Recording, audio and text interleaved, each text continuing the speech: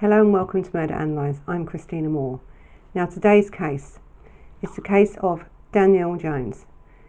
Now Danielle was born 16th of October 1985 and she was murdered on the 18th of June 2001.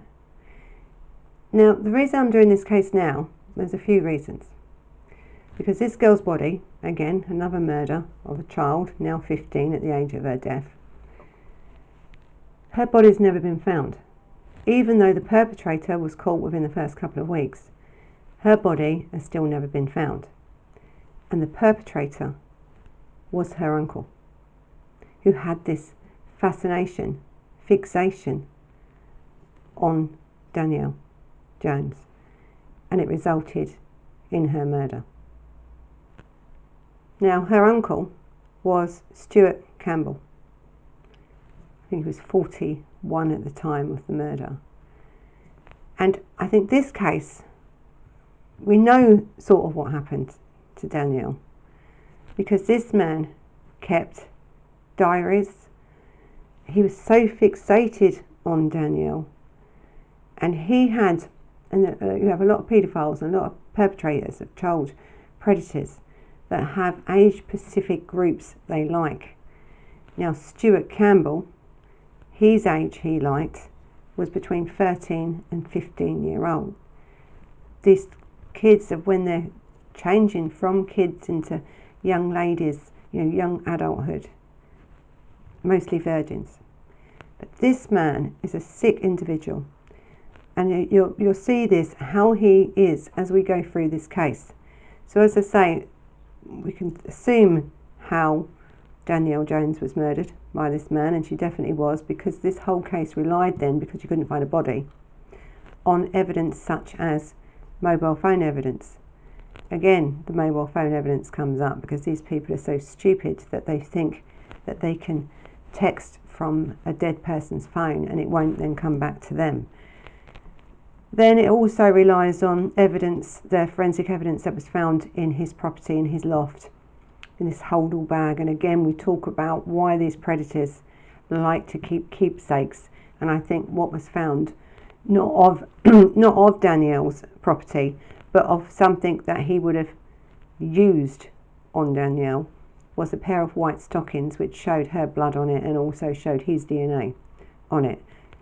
Plus this man, Stuart Campbell, was prolific when it came to looking at child pornography, and a lot of these photographs, especially one specific photograph that was actually shown to the mother in black and white, was so much like Danielle that you would have thought it was her.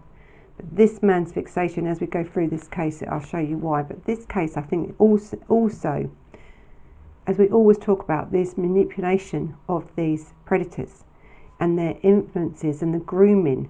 Now this case isn't just about grooming the child. This now case comes into grooming the family.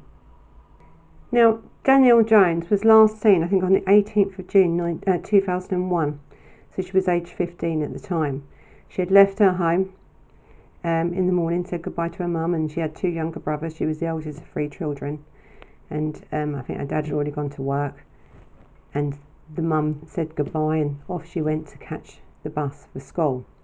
Now she usually comes out of her house and turns left, which she did, but what they think happened was, as she's turned left, she's seen Campbell's van there on the side of this road, and then she's turned back, and her younger brother then had saw her then come back past the house and walk up to the bus stop around a different route. She never made that bus. Campbell then had picked her up. And I think what we'll do now is we'll go back now to where this really started. So Stuart Campbell had been in this family for quite a good few years. He had been with Danielle's dad's sister, and in the end he constantly married her. And at the time of this murder, I think she was expecting her first or second child. But there was a relationship there. So the family now had a relationship with this man. He was a well-liked man. He was life and soul of the party. Yes, they said he was a bit up himself, he was a builder, but no one ever thought that this man was the child predator he was, even his wife. So Danielle was even a bridesmaid at their wedding when she was a lot younger, and you'll see photos of that. But you see, at that time, Danielle would not have been his victim of choice. She wasn't the right age. His fixation on Danielle didn't start until she was 13. So this relationship had already formed, though, of trust in this family, because this is a very close family, a very nice family, they're very nice, and he seemed to be very nice, and he seemed to fit into this family really well. But as I always say about these predators, they are manipulators. They have this mask of sanity, and it's underneath that mask is what you do not see. No matter how close you are to this man, even his wife didn't know. And I've spoken before about these perpetrators with previous crimes. Now in 1998 he was charged, and he had a suspended sentence for taking photographs of a teenage girl and holding her against her will. Now, Danielle's family, a lot later on, found out about this. But again, these people are so manipulative. He's saying, but it was all, blown out of proportion. That's not really what happened. The girl was just making it up. He wasn't sent to prison. He had a suspended sentence. So they thought, well, he's telling the truth, because what they'd seen over the years from him didn't reflect that at all. This personality, this predator, didn't show himself to them at all, ever. Or the wife who lived with him day in, day out, didn't believe what this charge was true, and believed him, because this is how good these people are. So as Danielle now gets older, and now he's married Danielle's dad's sister, and he's become now totally now in this family. He's got a key to the house. He's a normal family member, as there is with any normal family, that you trust and you rely, because they are your family. And I think this is, because I don't think a lot of people can believe this about an uncle and how you didn't know. You wouldn't know. There is no way you'd know. And even if you thought it, would you have said it? There was nothing that would have given these people any indication what this man was really like, because they portray one thing and they do another. So little Danielle, when she was younger, wouldn't have been his victim. He wouldn't have been interested in her. He liked this 13 to 15 age. But as she then started coming up to 13, 14, his interest in her accelerated. He then started picking her up from school, and she'd text her mum and say, I'm just going out to price up a job with Uncle Stuart. No one thought anything of it. It's a normal thing. She usually has to get a bus home, so Uncle Stuart's in the area who's picked her up, and they're doing this. But what Stuart was doing was grooming now this child and this family right from then. This man took about 2 years to get to this point in 2001. So he then became really close with Danielle. She could tell him things. If the mum upset her or said she couldn't do something, he would say, oh, I would let you do that. But then go to the parents and say, Danielle's come to me and said that you said she can't do this. I agree. So now he's playing them against each other, because in his sick mind, he knows what he's going to do in his fantasies now, as he's now working up with this grooming to get this child. Because his whole game, the whole thing about this grooming is the end result for these predators. And the end result wouldn't have been to kill Danielle, not at that point. He wanted to sleep with Danielle. He wanted a relationship with Danielle. In his mind, his fantasies, she loved him and he loved her. And this man's diary, he would write, and it was only about Danielle, details of how he spoke to her on the phone, or she didn't speak to him on the phone. It's a very strange situation, this, really, but it's typical of a child predator and a groomer. So as this diary reads and reads and reads, the pages of it, details, you know, how long he spoke to her, how she looked at him, what she said, what he said. It's very, very detailed, and it's showing a mind, really, of a serious, dangerous predator, because this man now is working up now to now she's becoming of the age which he really likes, this 14, 15-year-old, and he's now got her where he wants. She trusts him.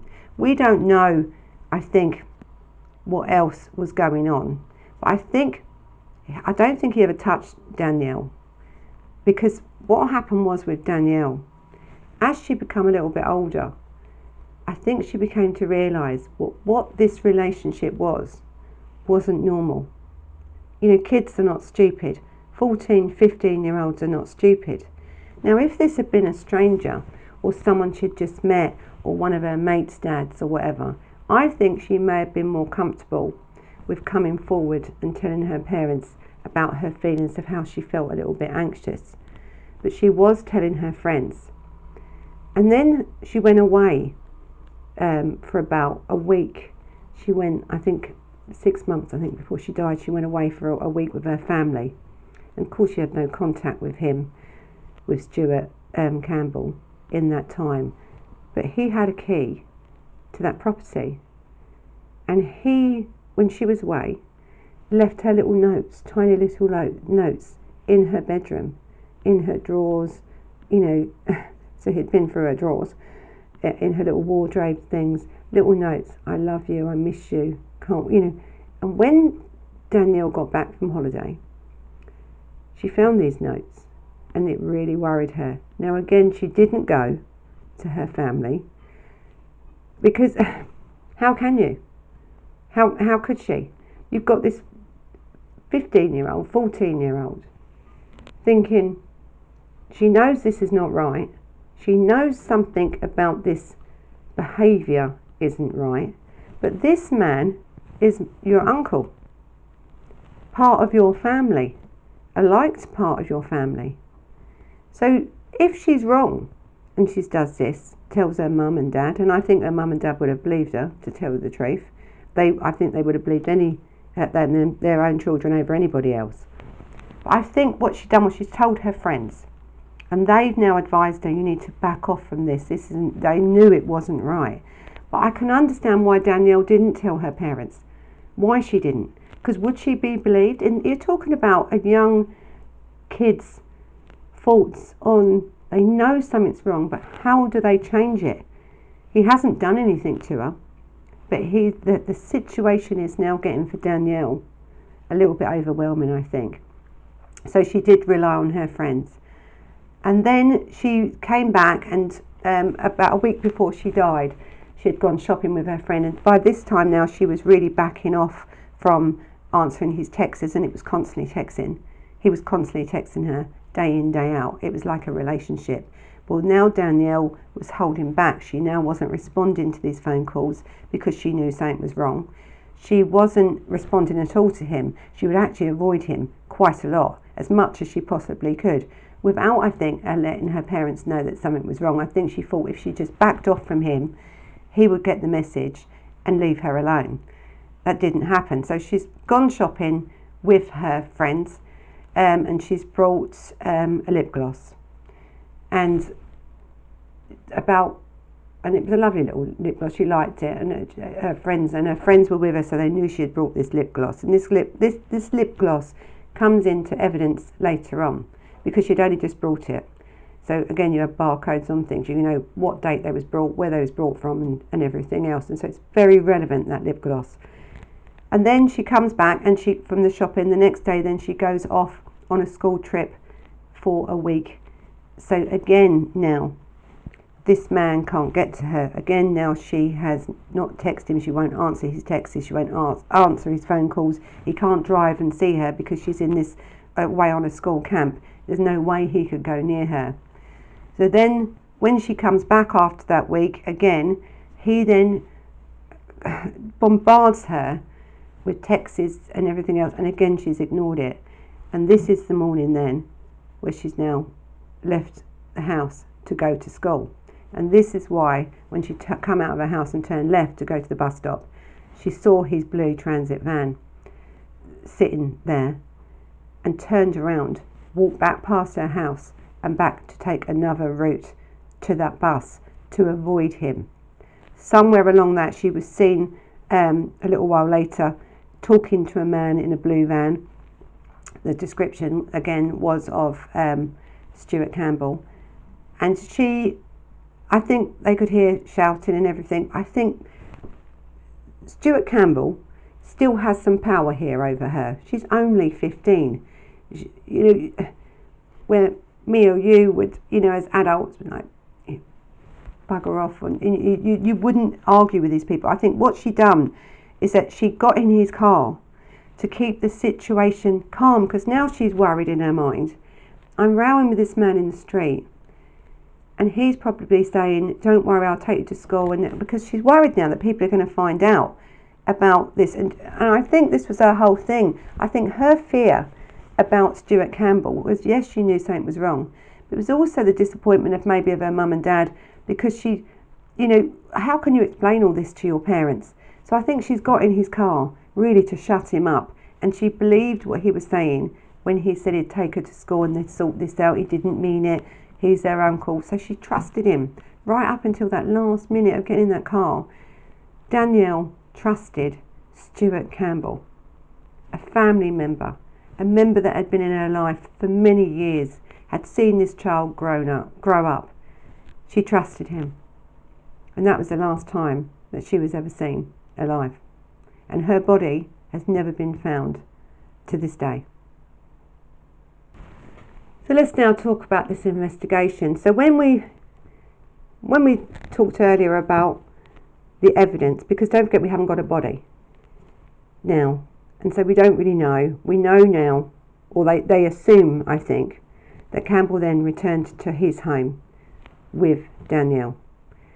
He loved his cameras, he loved to take photographs, as we know, and there's a lot more coming out about Campbell at the end bit of this, which show you what a real predator this man was, and it wasn't only against Danielle. But for Danielle's case, I think really we know now that she was probably murdered within inside Stuart Campbell's home, her uncle and auntie's home. Why the aunt was at work? Because they found Danielle's lip gloss, this lip gloss that she had brought a week or 2 weeks prior to her murder.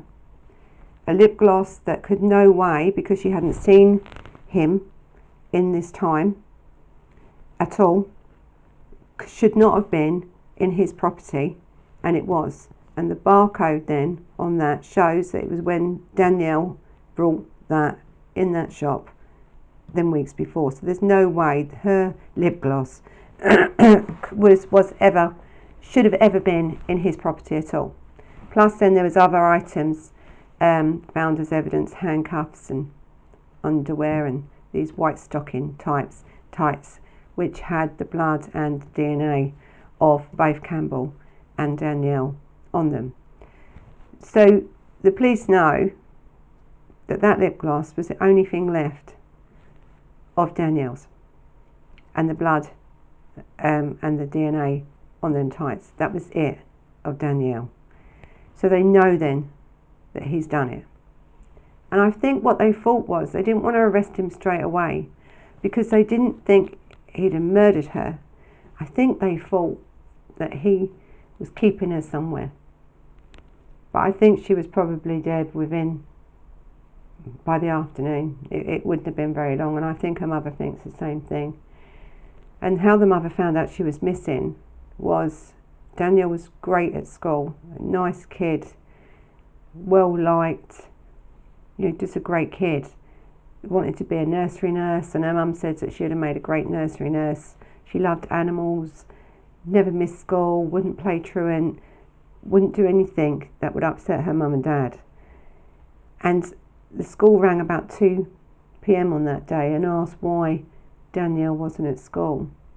And then the mother knew something straight away, that something had happened to her. And so really that morning was the last morning that her mother ever saw her alive.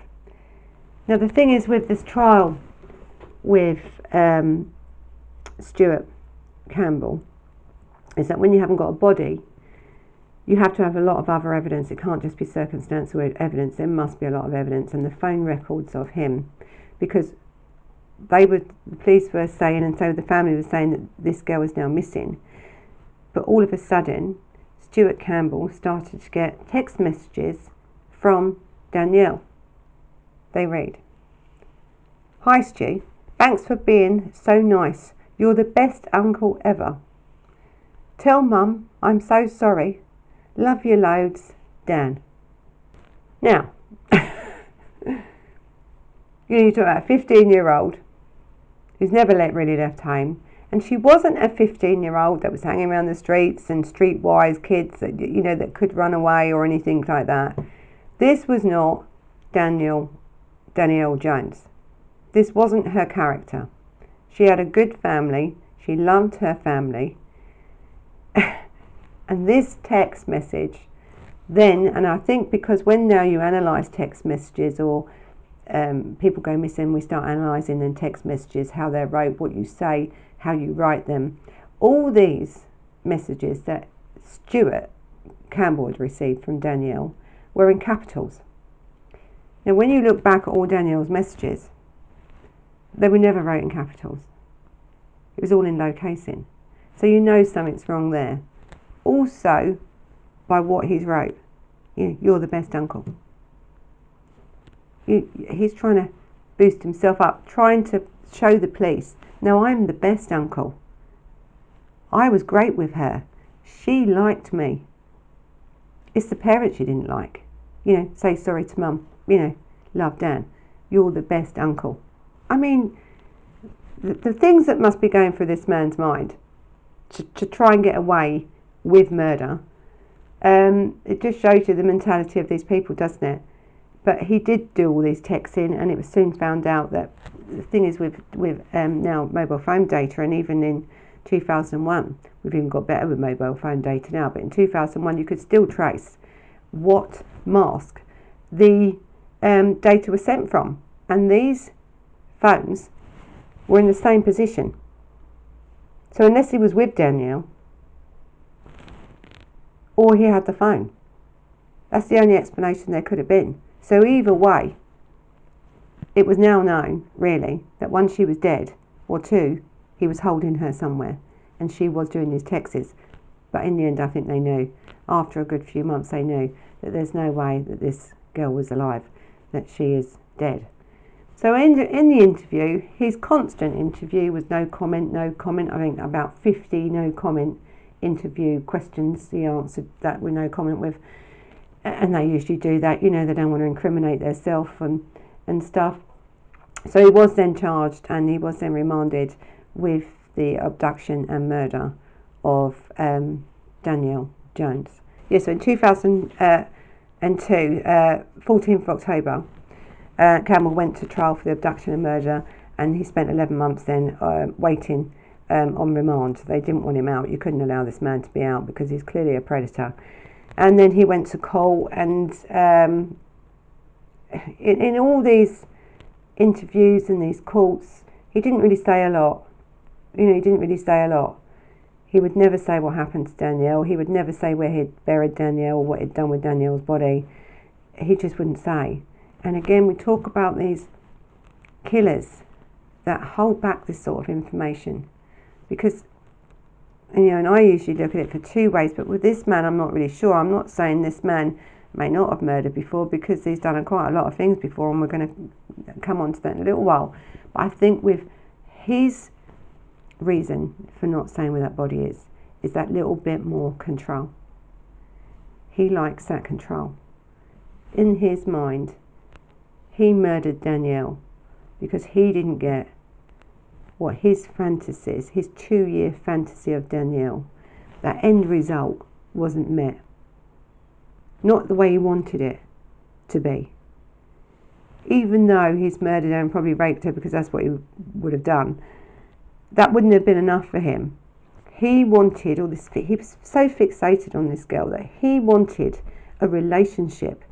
In his sick mind, all these fantasies now were coming to fulfillment. She's nearly there, you know, she's coming to me. And then all of a sudden though, Danielle, didn't she, stopped, backed off, didn't want to know him, didn't answer his text messages, didn't answer his phone calls, wouldn't get in that van after school. So there now is the rejection. There now is the trigger for the murder. Because there was no way, the minute now that this man has put all this time and effort of grooming not only her but her family, his wife, everyone around him, so he can now have a relationship in his sick mind with Danielle. Once that rejection come, her fate was sealed. Because one way or another now, this man was going to have her. And that's why she ended up murdered. So let's talk about now after the trial. So when it all comes out, because I don't know if you know about trials, that most of the time the previous now can't be used. You know, they have to be tried for that crime only.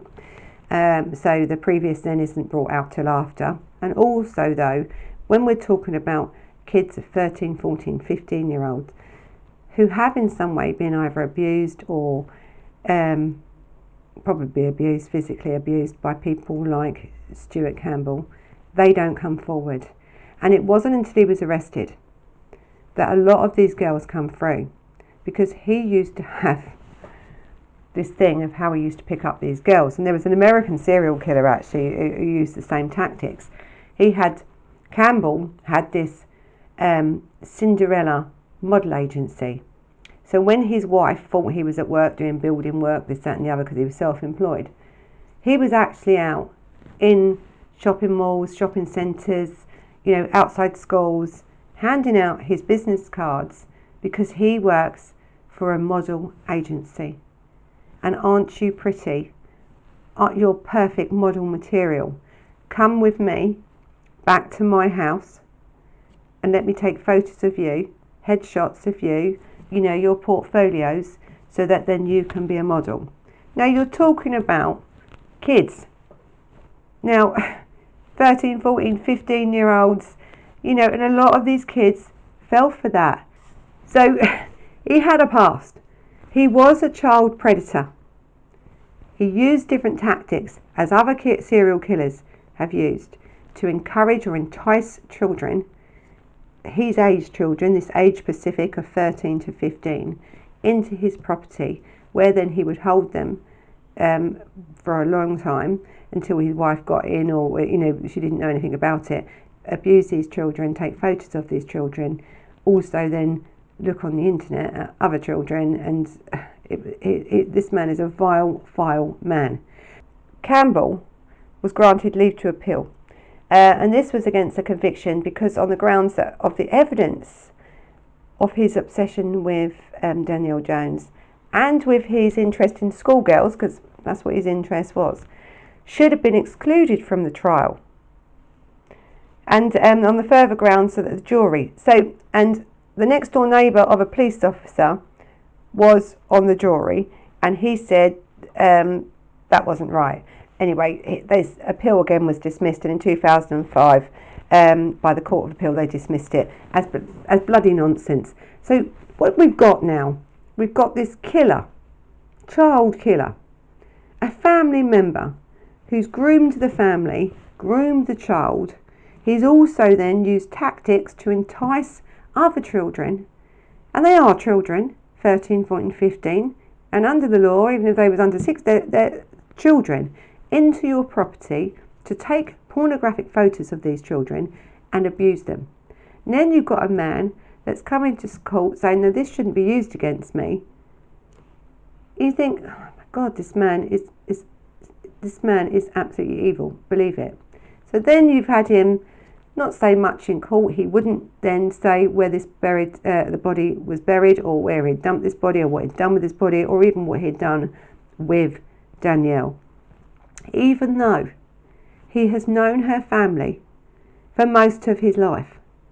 He had been a part of this family, a liked and loved member of this family. He was married to a woman who is also related to this family, and yet this man would still not give up this body because he needs it, because that's the only thing this sad man has got left. And what annoys me with this man, because the reason why I've done this case now is because we're in December 2020. Now in November 2021, under a year's time, Stuart Campbell is up for parole, and he probably might get it. But this man has never said where this child's body is. He has given this family nothing. So I would say to any parole board, when they are looking at allowing this man out, this man will be 63 if he gets parole in November 2021. He will be 63-year-old. Plenty of time to reoffend. We've spoke about this before. Who says that a 63-year-old can't reoffend? They can. This man has a history. This man is a predator. This man won't even say where he's buried this body. This man should never be allowed out. And I don't think any criminal should be allowed out until they give up these bodies, so these families can put these kids to rest and be free from this. This is a shocking case, this, and it's gone very quick, these 21 years, what it will be, hasn't it? But it wouldn't have gone quickly for this family, who have always waited and always tried to find out where their child is so they can put her at rest. So I'll probably be doing this case again, probably 2022, when we look at whether Campbell got the parole he got. But do you know what? He probably will. And if he doesn't get it that time, he'll get it the next. So anyway, this has been the case of Danielle Jones. It's an Essex case, 2001. Solved, unsolved, got him, haven't found her. So I hope you found this case interesting. Thank you for watching. You know what to do. Thumbs up. Hit that thumbs up button. You can subscribe by hitting the subscribe button that Lacey always puts up there in that corner. You can follow us on Instagram and on Facebook, and continue to watch us on YouTube. So thanks for watching. Till the next time. Bye bye.